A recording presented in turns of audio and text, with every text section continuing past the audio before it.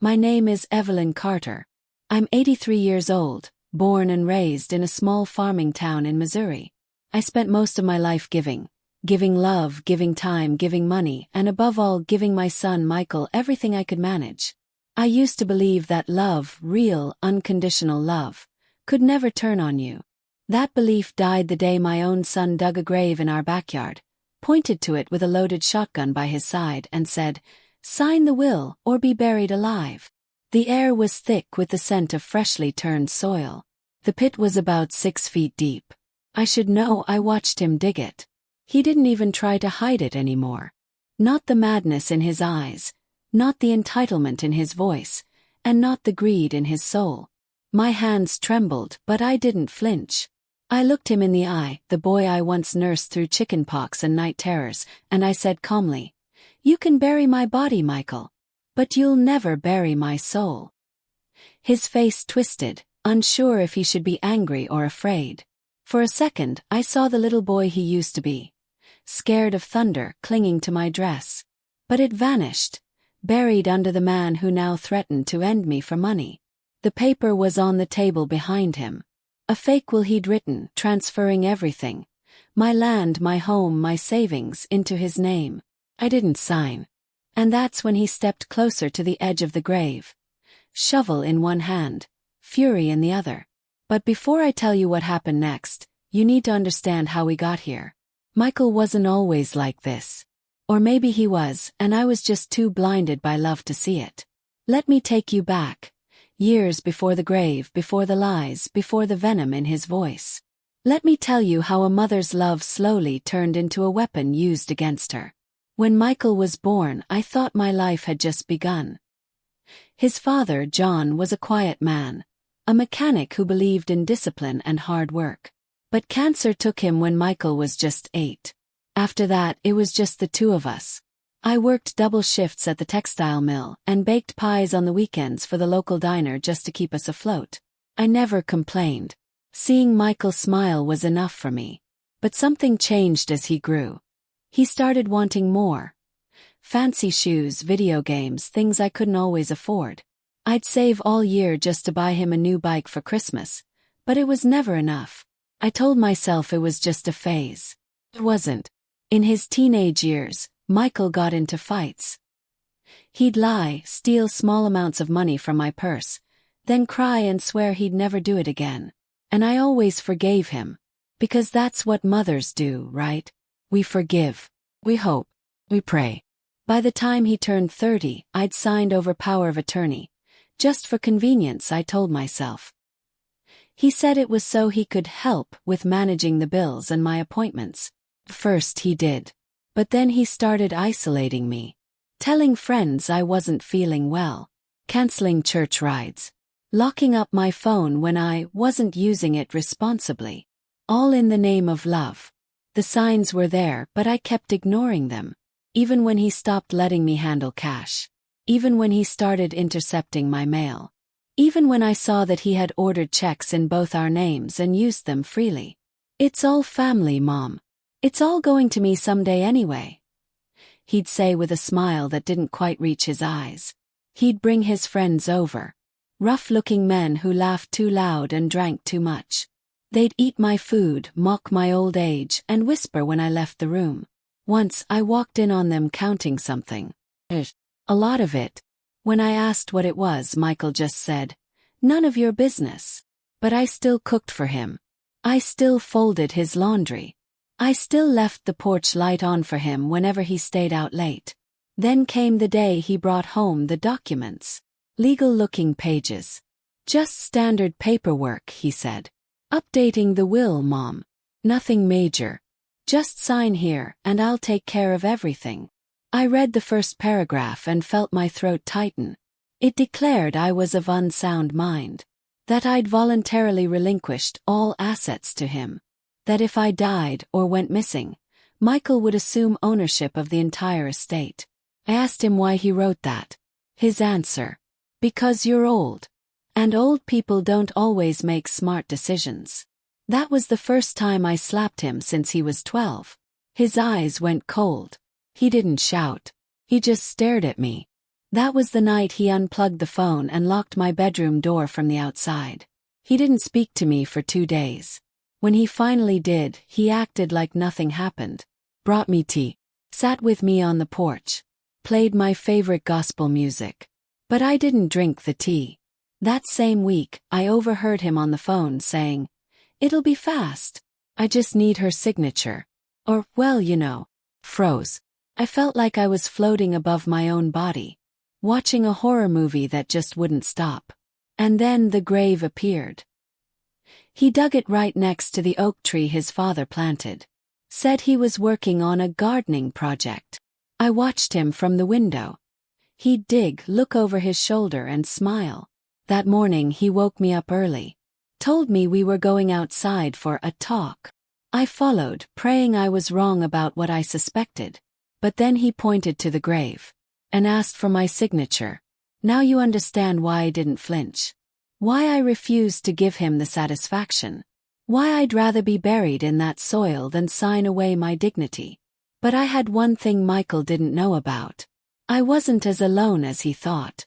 There was someone else watching. Someone who'd been watching for weeks.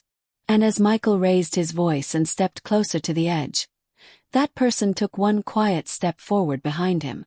If this story stirred something deep in you, if you believe in the power of a mother's strength, and if you want to know what happens next, please like, comment, and subscribe. Your support helps these stories live on. Michael had no idea someone was standing behind him. As he hovered dangerously close to the edge of the grave he'd dug for his own mother, I, Evelyn Carter, stayed calm. Not because I wasn't terrified, but because I knew I wasn't alone. My longtime friend and neighbor, Charlie Evans, had seen the changes in Michael long before I did. And for weeks now, he'd been quietly watching, keeping his distance but never too far. I had slipped Charlie a note through the slatted fence just 2 nights before, the last time Michael let me walk in the yard unattended. In that note I wrote 3 words. "He's going too far." And Charlie, a man of few words and quiet loyalty, must have understood.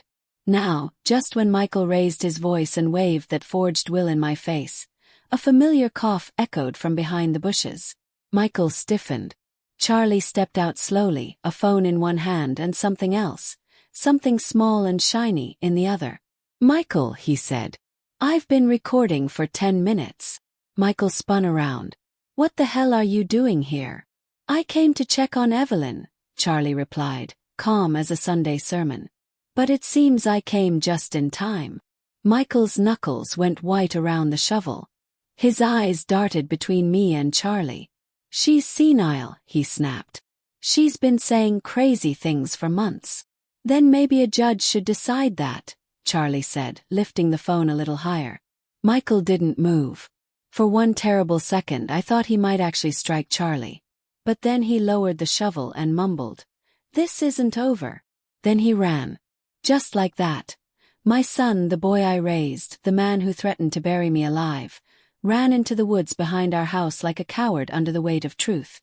Charlie helped me back inside, locking every door behind us. My knees buckled the moment we were safe. "He really would have done it, Charlie," I whispered. "He really would have killed me." Charlie nodded slowly, his face as grave as the one in the backyard. "But he didn't. And now we stop him." We spent the rest of that morning on the phone, with the sheriff, a lawyer, and eventually Adult Protective Services. I had to recount every incident, every stolen dollar, every threat, every locked door. I wept through some of it. Charlie held my hand. But even as I spoke, part of me still didn't want to believe it. That Michael could fall this far. That he could plot to take my life just to inherit things I would have gladly given him one day. Where did I go wrong? I asked out loud after the calls were over. Charlie looked at me. "You didn't go wrong." "He did. He made choices. And now he has to answer for them." By evening, a sheriff's deputy came by to take a formal statement. They photographed the grave, the shovel, and even the fake will Michael had left behind. I handed over everything I had. Notes, voice memos I'd secretly recorded, and the letter Michael had once scribbled and accidentally left on my nightstand.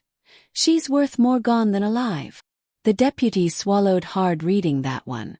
They filed a report and issued a warrant for Michael's arrest on suspicion of elder abuse, financial exploitation, and attempted coercion. But he was nowhere to be found. He'd vanished like smoke in the night. And then the calls started. Blocked numbers. Heavy breathing. Silence. Then a voice, his voice. "You think you've won, old woman. But I'm not done." I trembled as I listened.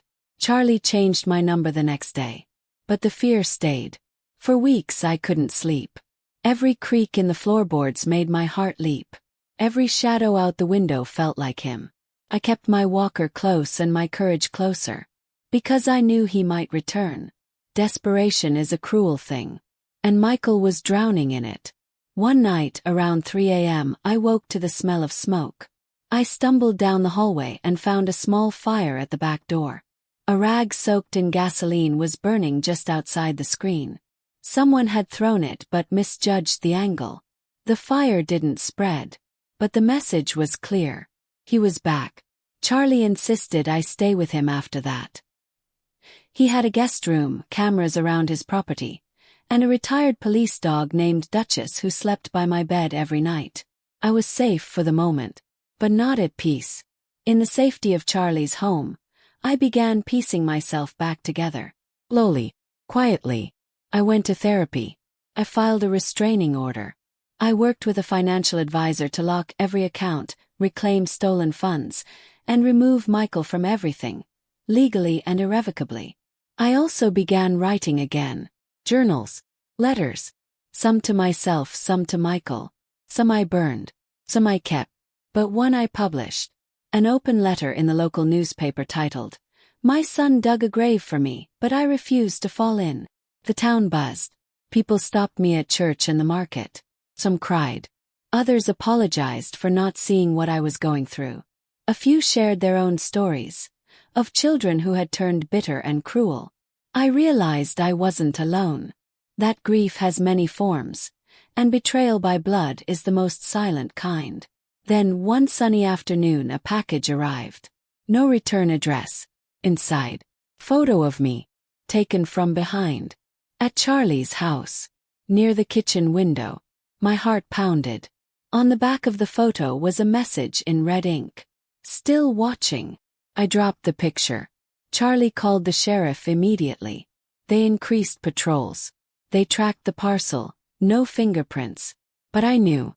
We both knew. Michael was still out there. Hiding. Plotting. And watching.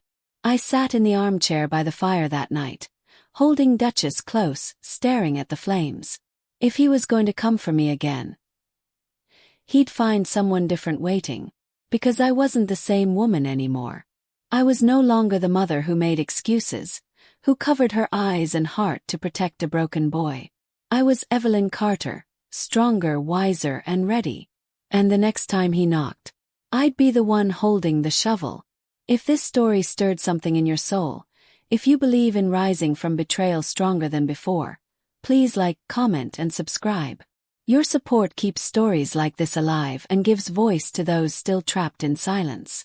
The next time I heard a knock on the door, it wasn't Michael. It was a young officer named Jody Barnes.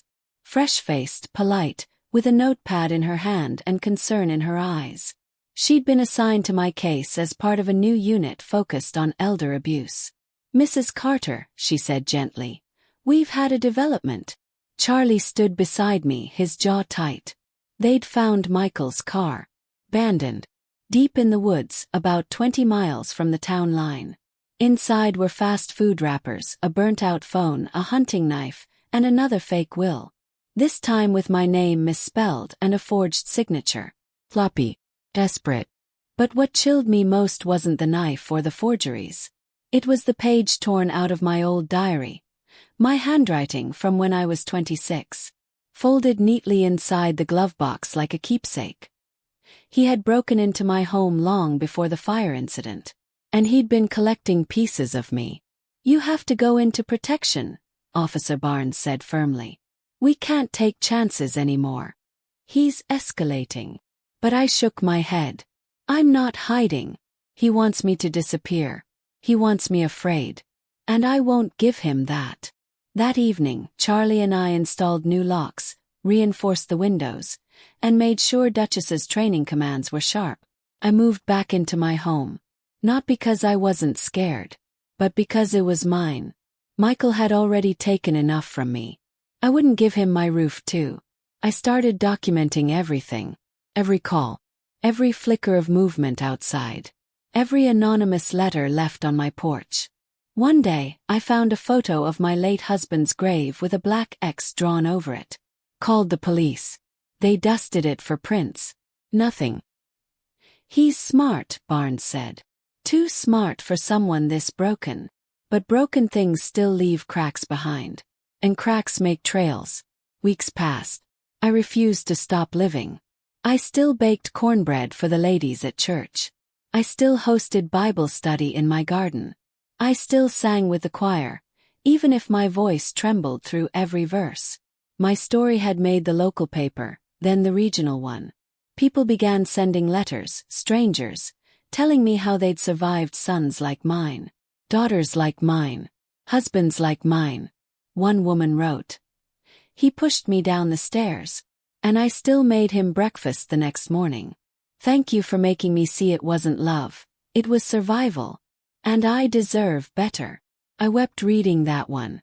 But while I was healing, Michael was unraveling. Charlie's motion sensor lights started going off in the middle of the night. A shadow was spotted near the church parking lot. One of my flower pots was shattered on the porch. Buried in the soil was a photo of me as a young woman. The edges burned. He was sending a message. And I had to respond. So I did what I never thought I'd do. I went to court.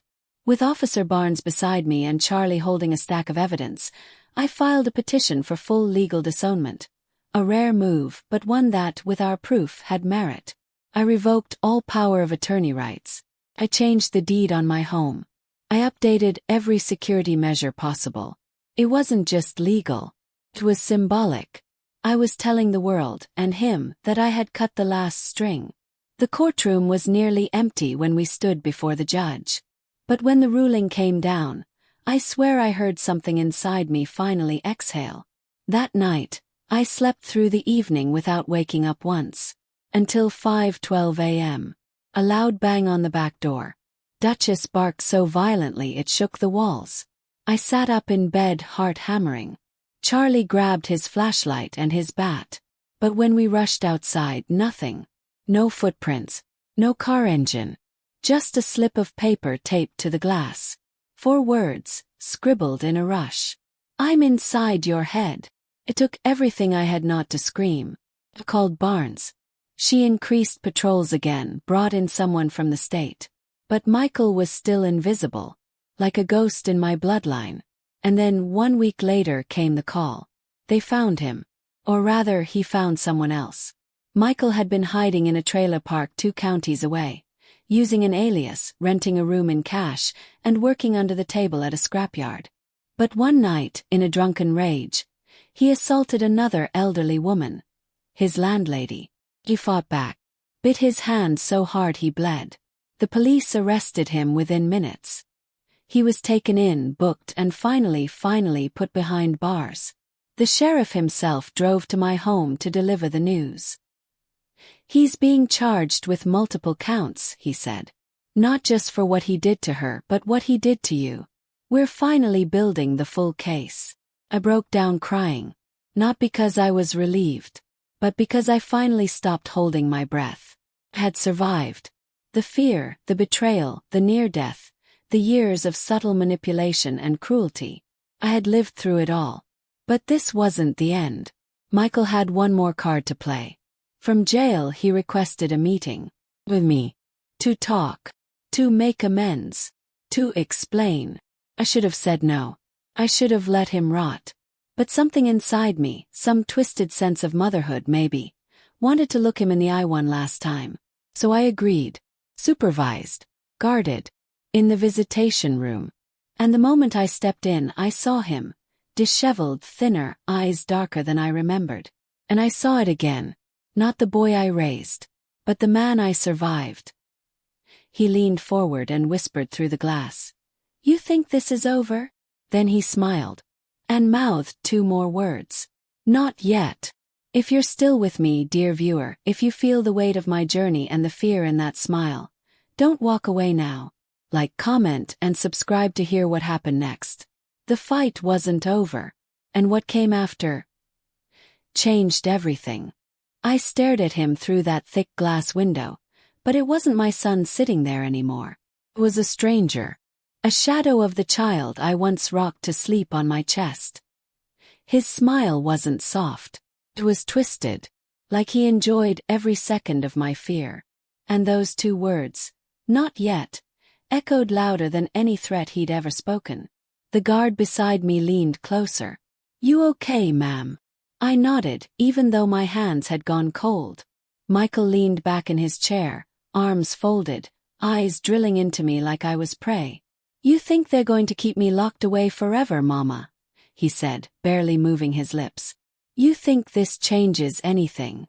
I stayed silent. I wouldn't give him the satisfaction of seeing me flinch.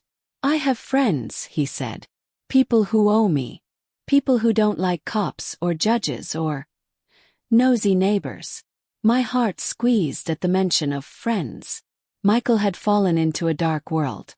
People who used him, enabled him, fueled his hatred. And now he was threatening me with them.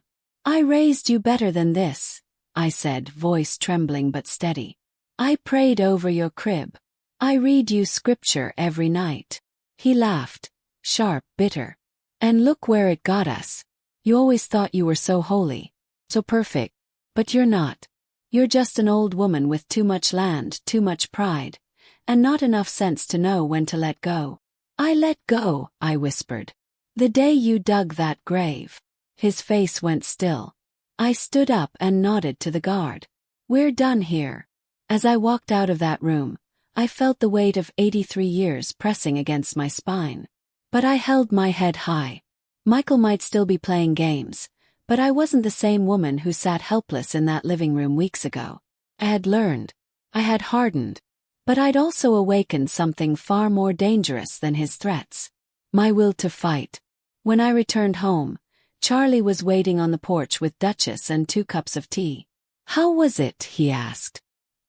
"He's the same," I said. "Maybe worse." Charlie looked out over the yard. "Then we stay ready." That night I called my lawyer. I told him I wanted to update everything. Again. I transferred control of my estate to a legal trust, protected by 2 co-trustees. Myself and a charity foundation for elderly abuse survivors. I added clauses, airtight ones, that ensured Michael couldn't inherit a single cent even if I passed without a known will. Then I made one more call. To a journalist. A young black woman named Alana who had been following my story since the article first published. She'd begged me for a full interview. I had always declined. Till now. We met at the church hall. I wore my Sunday best. Alana brought a small camera and a notebook. "Why now?" she asked. "Because I need the world to know," I said. "I need other mothers to stop blaming themselves. And I need sons like mine to understand they don't win." I told her everything. The grave. The threats. The forged wills. The long nights wondering how my own blood could turn into poison. Her eyes welled up more than once. And when the interview aired 2 weeks later, something I didn't expect happened. Hundreds of letters poured in. From women like me. From daughters who had watched their own mothers suffer in silence. From neighbors who never knew what was happening behind closed doors. Even from 2 men who said they were the Michael in someone else's story, and wanted to apologize. It was more than I could handle some days. The pain of others. The buried traumas. But it reminded me of something I'd forgotten. My story had power. One morning I received a letter postmarked from the correctional facility. I hesitated before opening it. Inside was a single torn scrap of newspaper. My photo. The article headline. And in red pen. "You'll regret this." No signature. I reported it. Officer Barnes assured me he hadn't had official mail privileges. "Someone smuggled it in," she said. "He's working from inside." That was the moment I made my decision. If Michael wanted to haunt me from behind bars, Then I'd show him he no longer had that hold. I started speaking publicly. Small churches, nursing homes, even a city council panel on elder abuse. I stood at those podiums, an old woman with a tremor in her fingers and a fire in her chest, and told the truth. I stopped hiding. But one evening, just as I returned from one of those speaking events, Charlie met me at the driveway, his face pale. "I got a call," he said, "from a guy at the scrapyard. One of Michael's old buddies. What did he want?" "To warn us." Froze. "Warn us of what?" Charlie swallowed. "There's a rumor Michael's trying to hire someone. Someone to finish what he started." The ground tilted beneath me. I had prepared for so many things. Another fire, another fake will, another night terror whispering through the trees. But this was worse. Because it meant that even in a cell, he was still reaching. Still trying to hurt me. Still digging. Charlie doubled security. APS moved me to a private safe house for 2 weeks while law enforcement monitored all known contacts. They pulled Michael into solitary after finding a makeshift phone inside a wall vent. But the fear didn't go away. Because you can't lock up every memory.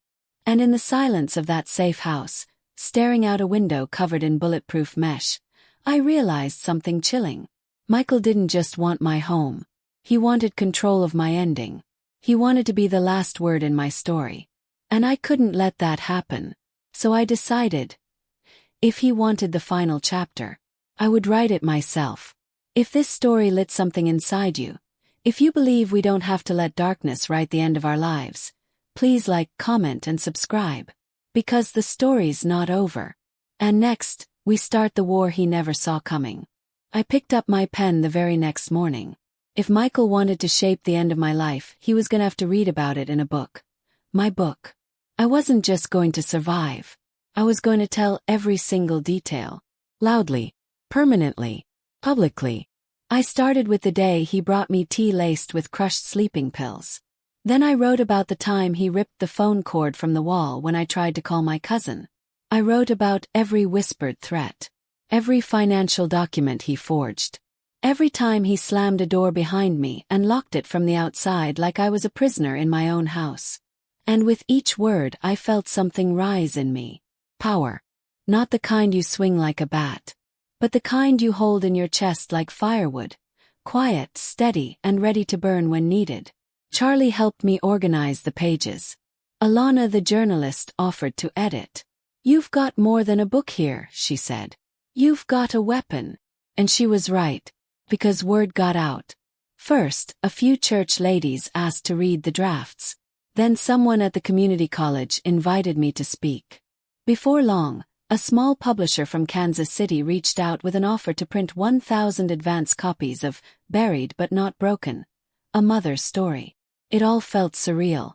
But it also felt right.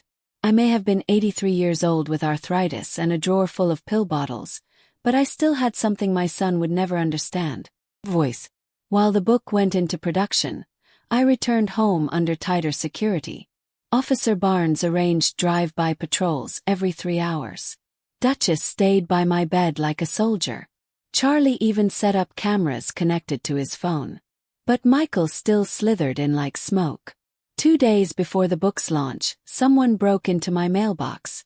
Inside, instead of letters, I found a dead bird. Its wings clipped, its beak broken. Sick silent message. I didn't cry. I simply took it, placed it in a shoebox, and drove it straight to the sheriff's office. "We're filing this as an active threat," Barnes said. "And I'll be damned if I let anyone touch you." I went back home, looked in the mirror and whispered, "You're not that scared girl anymore, Evelyn." The launch day came faster than expected. We held the event at the local library, right under the stained glass windows where I used to read to the neighborhood children. The room was packed, not just with supporters but with survivors. Women in their 60s and 70s holding hands. Men who'd watched their mothers suffer in silence. Even 2 officers from the Elder Crimes Division showed up in plain clothes. I stepped to the podium with trembling fingers. "And read the first line of my book." My son dug a grave for me, but I refused to flinch. The room was so quiet you could hear the wind outside. By the time I finished reading the first chapter aloud, half the room was crying. But I wasn't. For the first time in years I felt completely awake. Alive. That night, I returned home with flowers, cards, and enough encouragement to drown out every whisper of fear. Until I stepped into the kitchen and found the window open. It had been locked that morning. On the counter was a folded napkin. No handwriting. No drawing. Just 3 letters burned into the paper with a cigarette. End. My knees nearly gave way. But I didn't scream. I didn't call for Charlie. I stood there, staring at that napkin, realizing the truth. He had been here. Inside. Close enough to touch my coffee cups. Close enough to breathe the air in my house.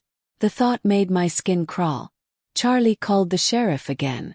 Forensics came. No prints, no DNA.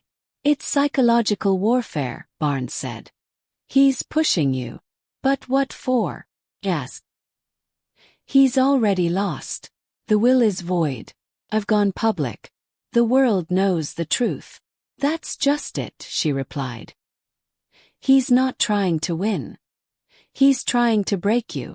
But he hadn't counted on something. He thought I was just a mother clinging to broken memories. He didn't know I was building an army. The next day Alana called. She wanted to turn the story into a televised special. Full documentary. Survivor interviews. Legal experts. Elder abuse advocacy. She wanted to put my face on every screen across the Midwest. You sure you're ready for that? She asked. I looked at the napkin again. I'm more than ready. The filming began a week later.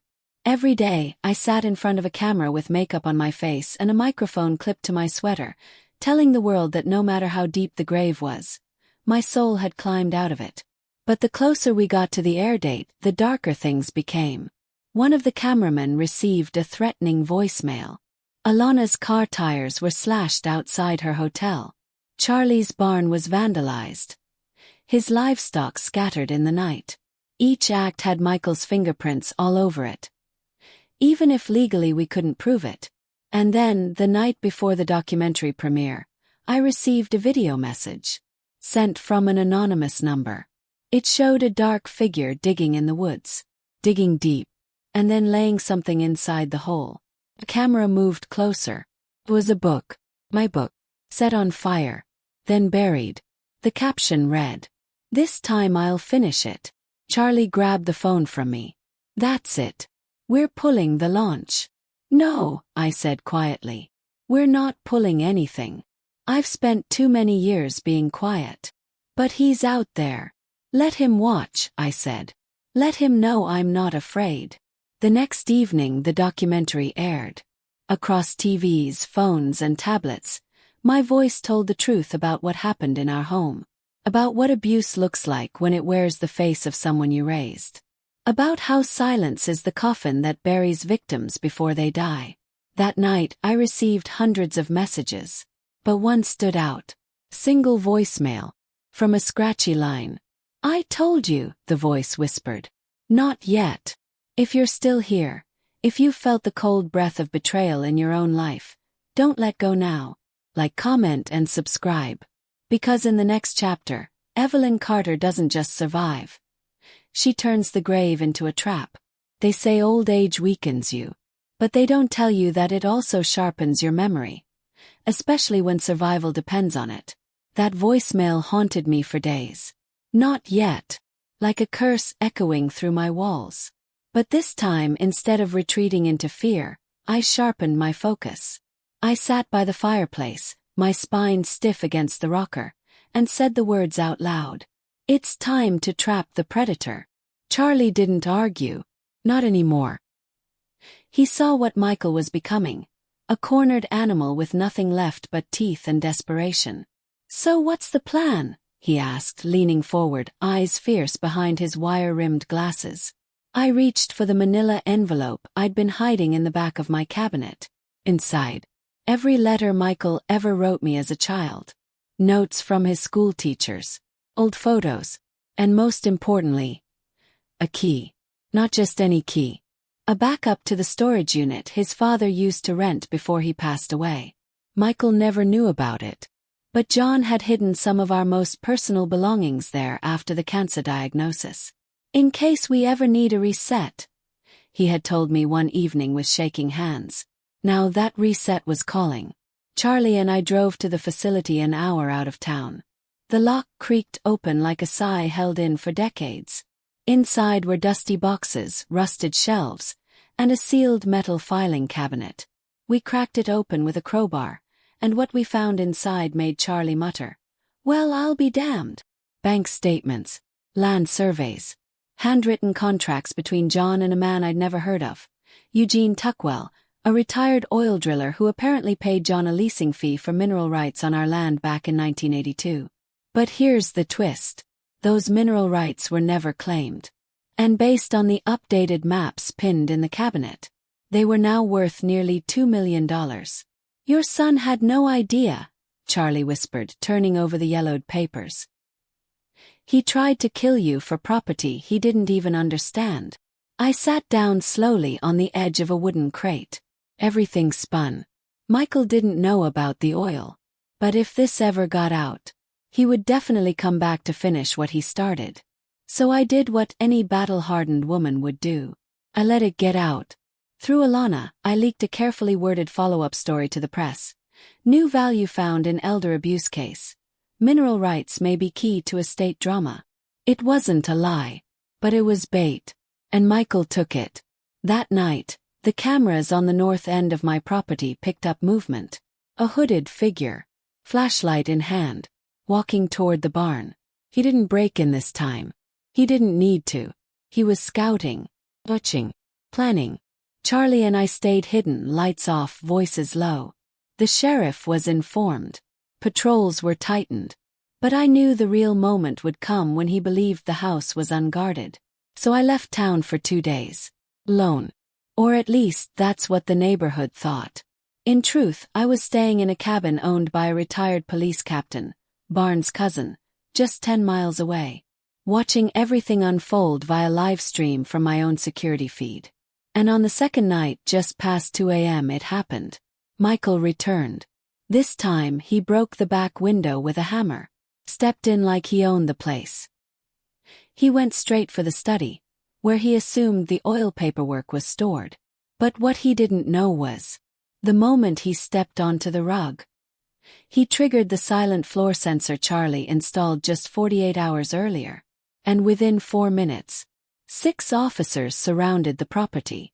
I watched it all in real time. Michael flailing, shouting, trying to escape through the kitchen window.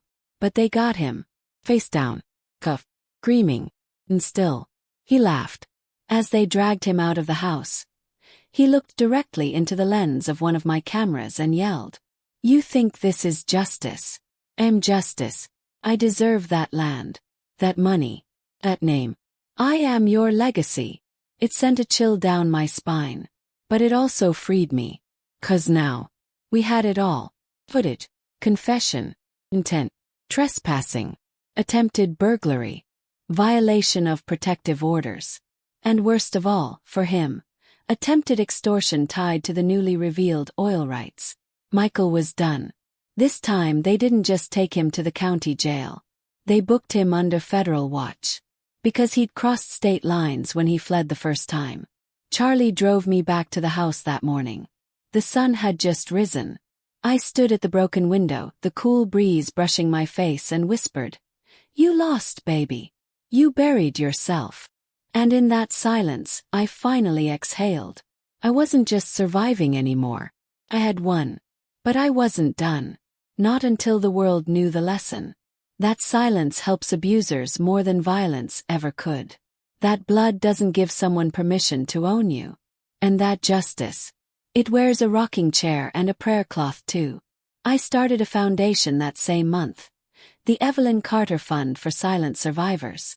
We help elderly victims of abuse get legal aid, home security, and shelter. We help them speak. 'Cause I know what it means to scream in silence. And I want no one to suffer that way again.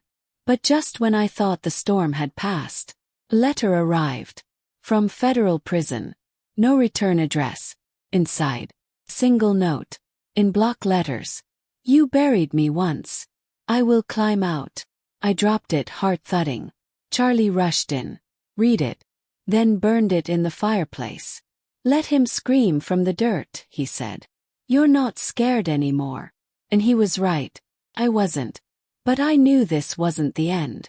Not yet. If you're still walking this journey with me, don't stop now. Like, comment, and subscribe. Because in the next chapter, the world hears his trial, and I finally tell the truth I'd buried for 40 years. About what started all of this. They put him in a cage, but his shadow still stretched across my porch. Michael's arrest had sent shockwaves through the community. The courtroom was packed on the first day of his trial. Reporters stood shoulder to shoulder outside. My name, Evelyn Carter, was now on the lips of strangers. Some said I was brave. Others said I was a mother who failed to discipline her son. But I didn't care what they thought. Because I knew the truth. And this time I was ready to say it. Under oath. The prosecutor called me to the stand on day 3. I wore my best pearl earrings, the ones John gave me the year we paid off our house, and walked up to that seat like I'd been preparing my whole life for it. The courtroom fell quiet. Michael didn't look at me. He just stared straight ahead, face blank, hands clenched. I placed my hand on the Bible, swore to tell the truth, and then told everything. Not just about the grave, the threats, the forged documents, but about the little things. The times he'd take my keys and forget to return them.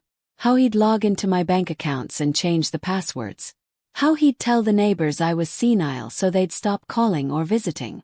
I told them about the emotional abuse, the gaslighting, the manipulation. He didn't have to raise a hand to hurt me, I said into the microphone. He just needed to make me believe I didn't matter anymore. A few jurors shifted uncomfortably.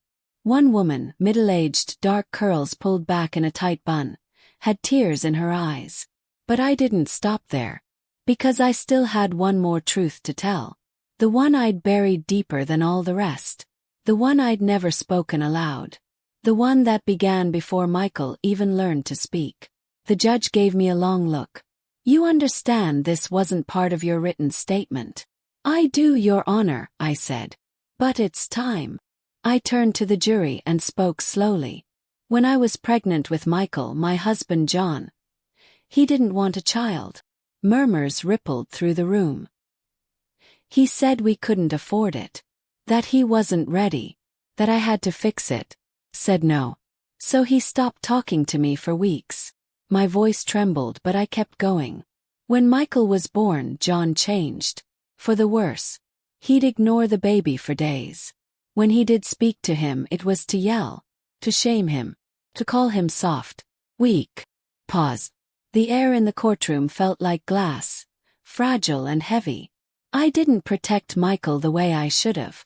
I thought feeding him, clothing him, hugging him at night. That was enough. But I let his father's coldness seep into that boy. I watched it happen. And I just kept hoping he'd grow out of it. I looked at Michael. And finally he looked back. No hate. No smirk. Just emptiness. I failed him, I said quietly. But he failed me too. And that's why we're both here. You could have heard a pin drop. The judge leaned forward. Thank you, Mrs. Carter. You may step down. As I walked back to my seat, I felt 40 years of silence break inside me like shattered glass. The courtroom never saw it coming. Neither did Michael. He was convicted on 6 charges. Elder abuse, fraud, identity theft, attempted coercion, violation of a restraining order, and attempted destruction of evidence. The judge gave him 22 years. He didn't flinch, didn't speak, just stared at the floor like the sentence was a song he'd heard before. Outside the courthouse, cameras flashed. Reporters shouted questions. But I didn't say a word. Because I wasn't done yet. That night, I held a candlelight vigil in my backyard. Not for Michael. For every woman who had whispered into the dark and never been heard. I lit one candle for the woman at the safe house who said her daughter tried to poison her for an inheritance. One for the man who walked with a limp because his grandson accidentally pushed him down the stairs. And one for myself. For Evelyn Carter, the woman who survived her own blood and came back stronger. But just as the last flame flickered, Charlie walked over holding a phone. "Call came through while you were praying," he said. "From the warden's office." My breath caught. What happened? They said Michael's been placed in solitary. They intercepted a note. He was planning something again. I took the phone, hands shaking. What kind of plan? Charlie's eyes narrowed. He was trying to bribe another inmate to send someone after you. On the outside. For the first time in weeks, my legs buckled. I had faced him in court, buried the secrets, built a new life. But his darkness, it still reached for me, still tried to pull me under. I spent the night at Charlie's. Duchess slept at the foot of my bed, her ears twitching in the dark. And I laid there, staring at the ceiling, wondering, would I ever be free? And then, at 3:47 a.m., my phone lit up. An unknown number. I didn't answer. But a voicemail arrived. I held my breath and pressed play. All I heard was heavy breathing. Then a whisper. "You don't know everything. Blick.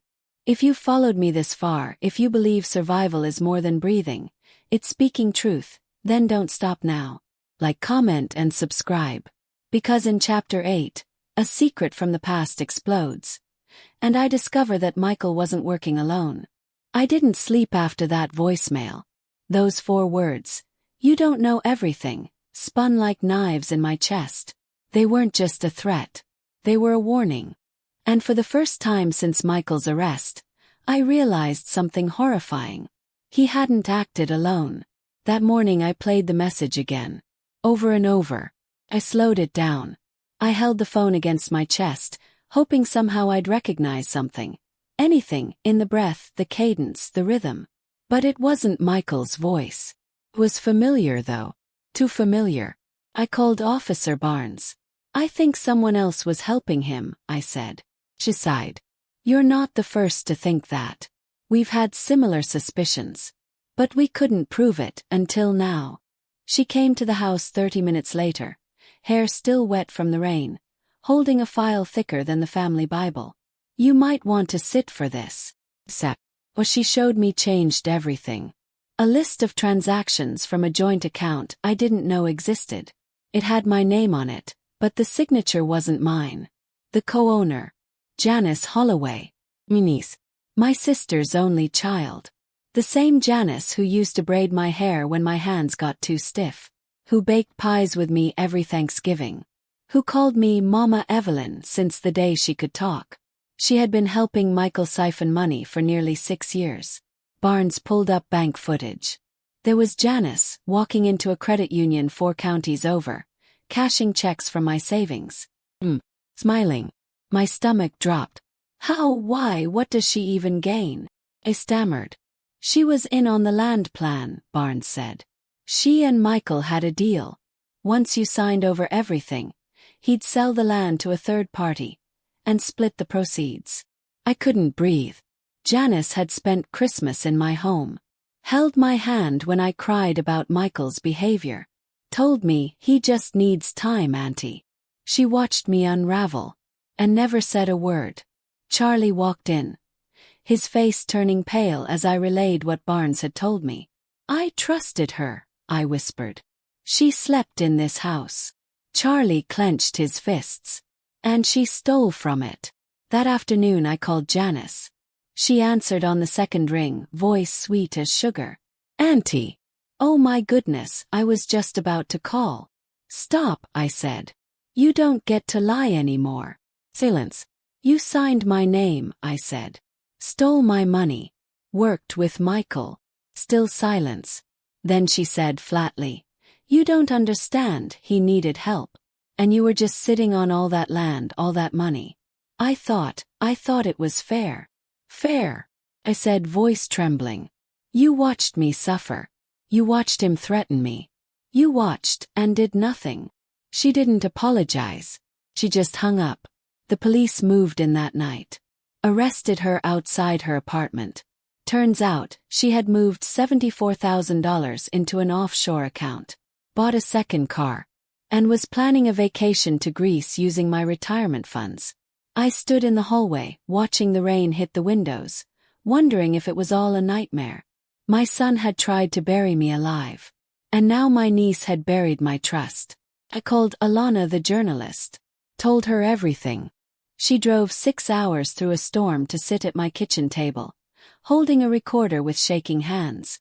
"This story," she said, "is bigger than anyone thought." And she was right. The documentary's second part aired 2 weeks later, titled, "Buried but Not Alone, The Family Web of Greed." The country exploded. Thousands of calls. Emails from every state. News anchors quoting my words. "Sometimes the hands that rock your cradle also light your house on fire." I was invited to Washington, D.C. to speak on elder financial abuse before a congressional subcommittee. Me, Evelyn Carter, widow, mother, survivor, advocate. But behind the scenes, something darker was brewing. Michael found out about Janice's arrest. And he was furious. Word came through from Barnes.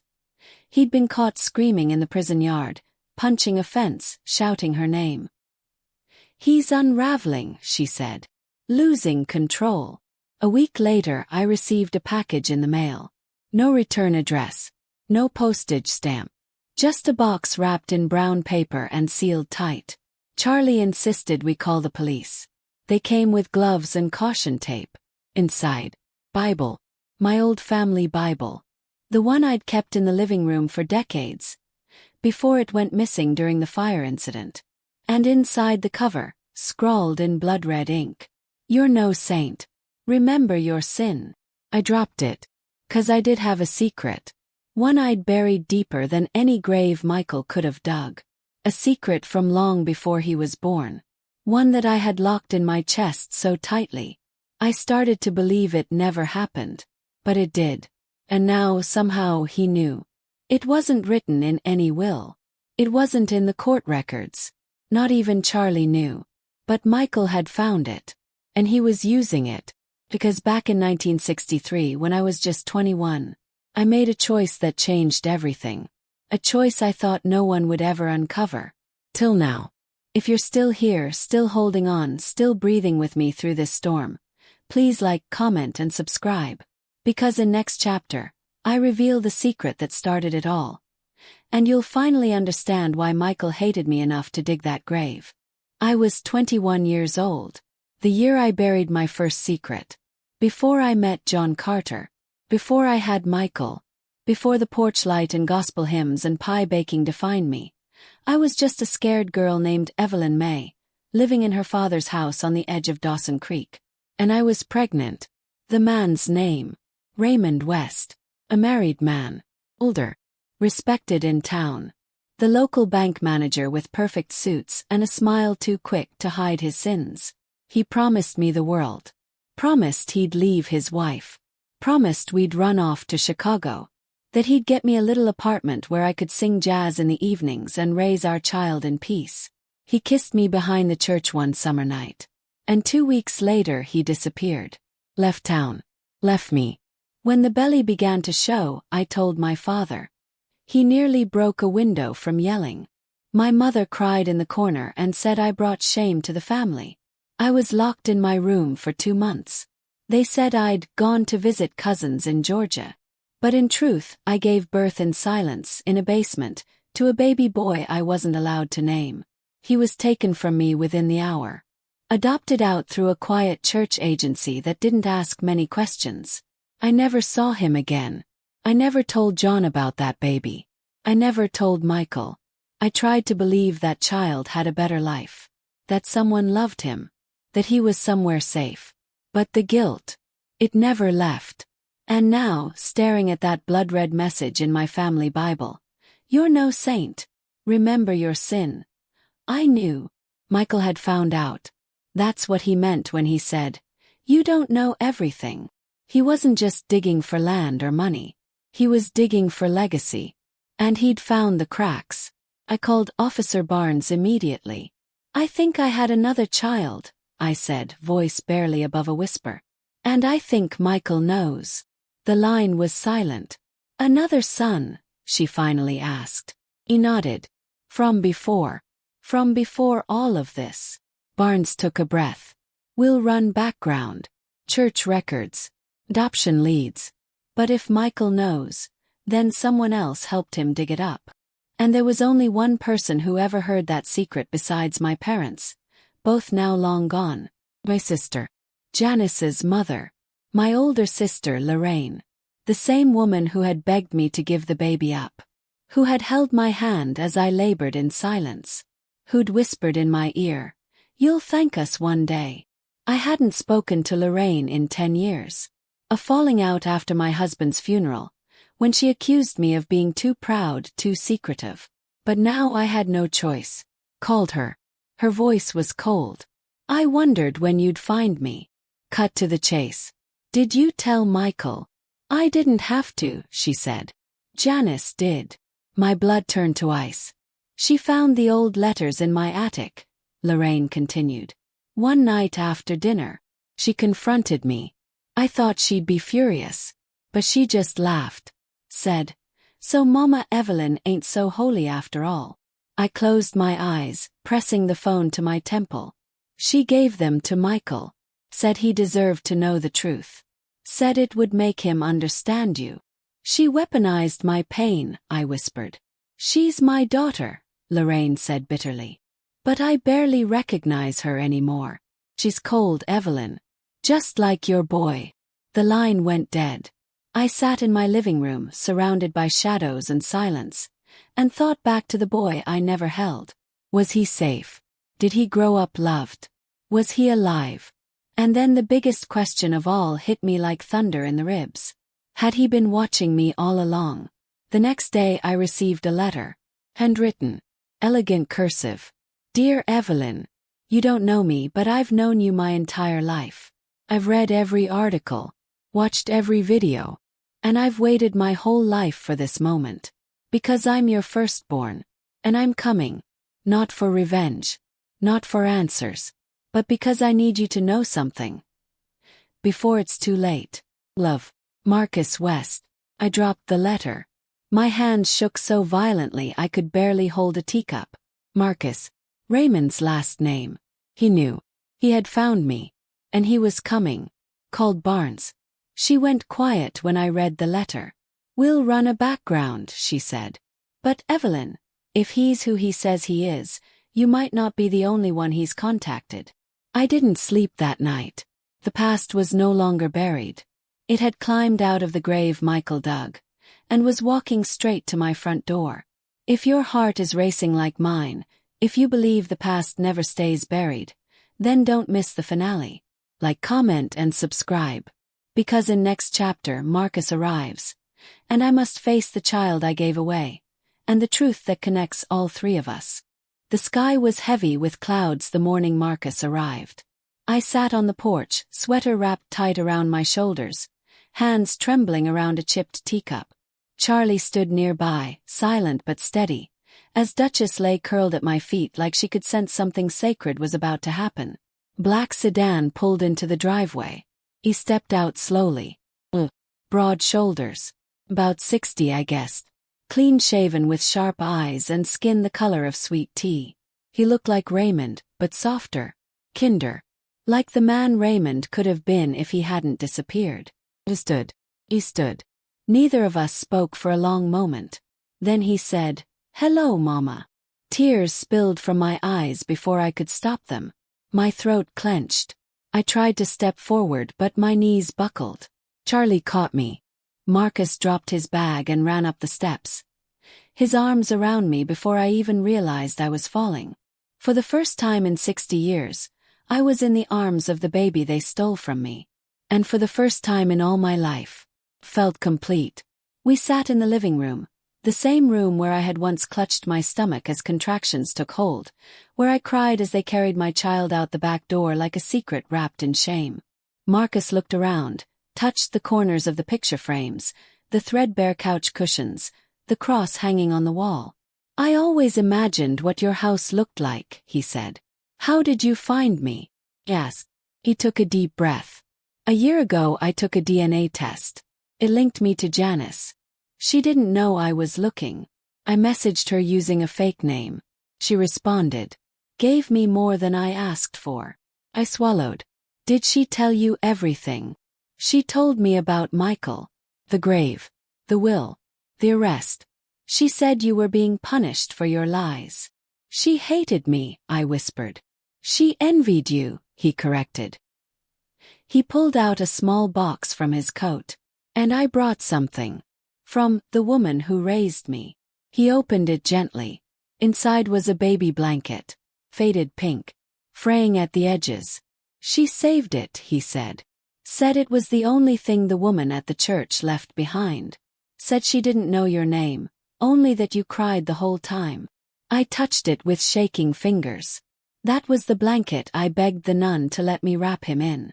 I had forgotten the pattern, but the softness, the weight, it came back to me like a forgotten hymn. I didn't want to let you go, I said, voice cracking. But I was trapped. He nodded. I know. We sat for hours. Talking. Laughing. Crying. He told me about his life. He'd grown up in Kentucky, raised by a music teacher and a nurse. He loved the blues, had 3 daughters, and ran a non-profit that helped at-risk youth. He said he always felt like something was missing, but now he understood. Michael's my brother, he said finally. He nodded. Yes. He leaned forward. And I wrote to him.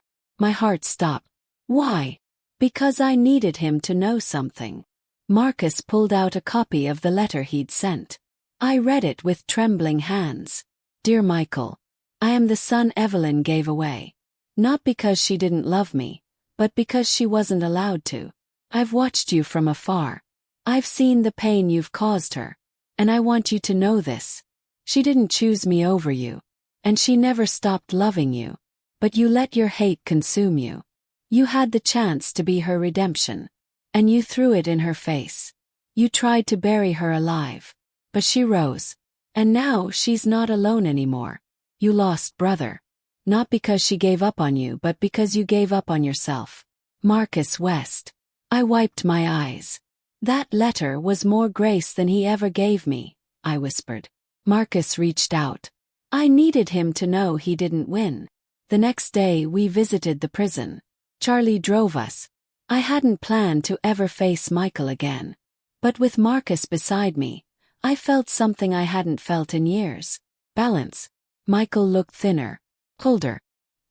He walked into the visitor's room with shackles on his wrists and a smirk on his face. Then he saw Marcus. And the smirk vanished. You, Michael spat. Marcus stayed calm. Me. Michael turned to me. So this is the great replacement. The golden child. No, I said quietly. He's the first child. The one I never got to raise. The one I prayed for every day. The one who came not to punish you, but to show you what could have been. Michael scoffed. You think I care? He doesn't know anything about me. You're right, Marcus said. I don't. And I don't need to. 'Cause I saw what you did.